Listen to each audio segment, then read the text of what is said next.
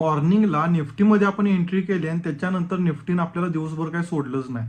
तर काय झालं होतं नेमकं चार्टवर जाऊन आपण बघूया कशा पद्धतीने आपण एंट्री केलेली, कशा पद्धतीने आपण त्या ट्रेडला होल्ड केलं, त्यामध्ये प्रॉफिट मिळवलाय की लॉस मिळवलाय आपण आपल्या सेटअपवर जाऊन बघूया. मॉर्निंगला निफ्टीमध्ये या रेजिस्टन्स लेवलचं ब्रेकआउट मिळाल्यानंतर मी वेट करत होतो पुलबॅकचा आणि तुम्ही जर इथं बघितलं इथं छोटासा पुलबॅक आपल्याला रेड कॅन्डल्स मिळाल्यानंतर यामध्ये आपण एंट्री टाकली आणि त्यानंतर त्याच्या अगेन्स्ट मिळालेलं तुम्ही आपल्याला टार्गेट बघा.